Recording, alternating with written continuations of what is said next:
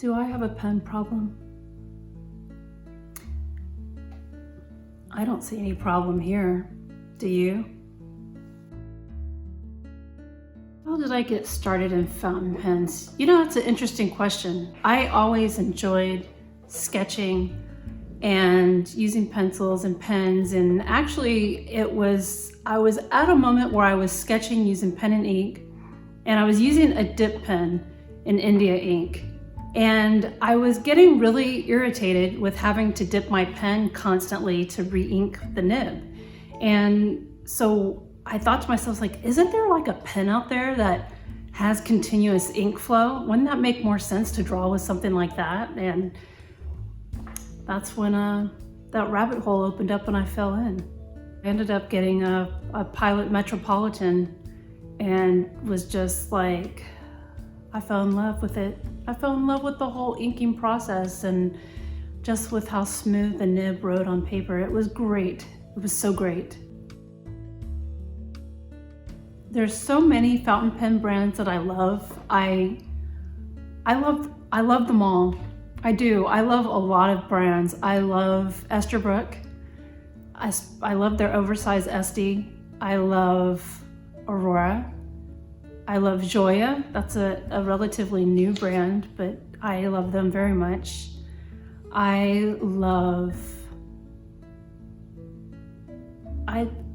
them all. How can you ask me to name all these pen brands I love? I have many that I love. It's really hard to pick. It's like picking one of your children out, and I love them all. I do. I have so many happy memories with my pens. To me, the perfect everyday pen is something that is light, that has continuous ink flow, that never has hard starts. I mean, you can store it upright and you grab that pen and uncap it, post it, or whatever you do with it, and put that nib to the paper and it writes automatically. And you know what brand does that? Pelican. Every time. The pen of my dreams. There are actually two pens that I dream of having, and I would absolutely love to own.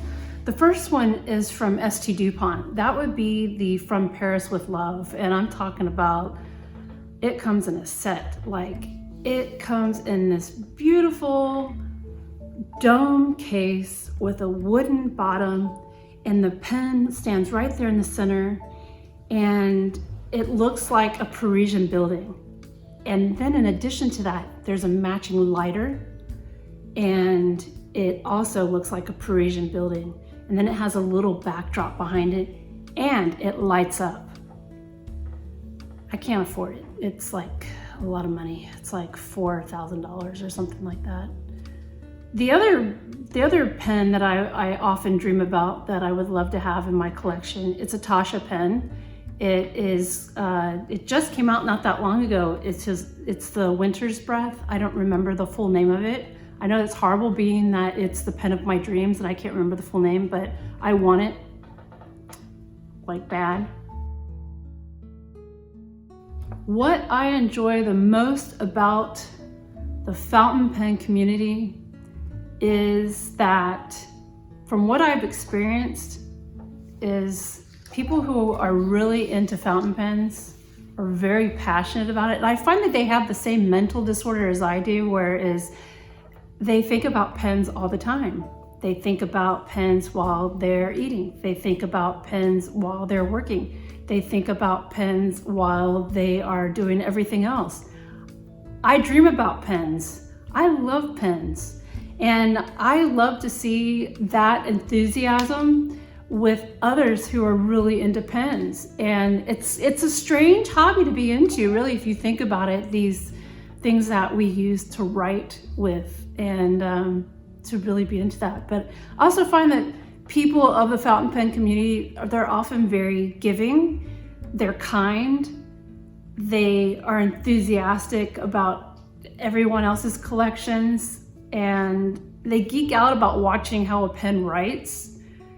I love that.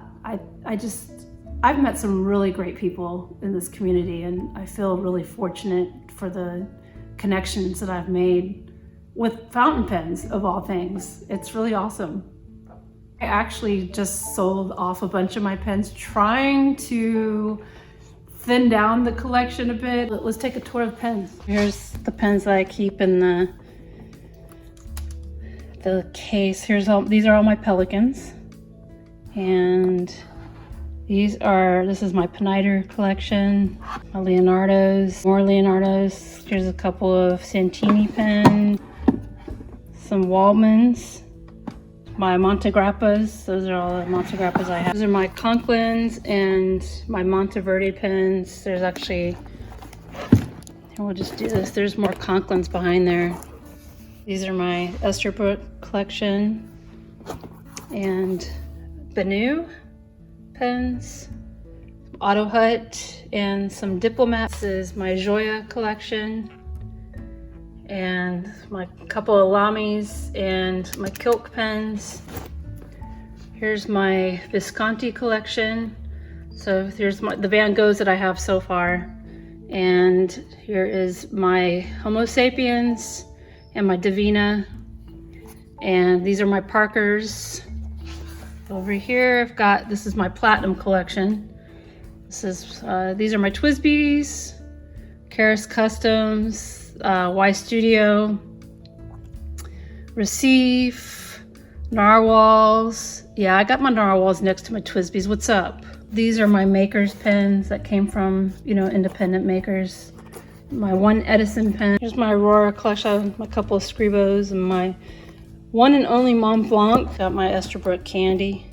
Oh yeah, it's sweet. My one and only Sailor pen. And I've got the Waterman Karen. Two Pilot pens. Here's a Diplomat pen. It's really pretty. Another Kilk pen. And another Waldman pen. It's got this one. This Griffo Stingray. It's pretty nice. So, yeah. I mean, maybe I've got a problem. I don't know. I do like my pens.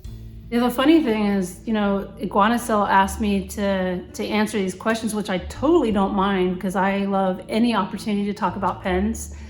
And the funny thing is, I didn't even know that they knew that I was alive. But I appreciate it.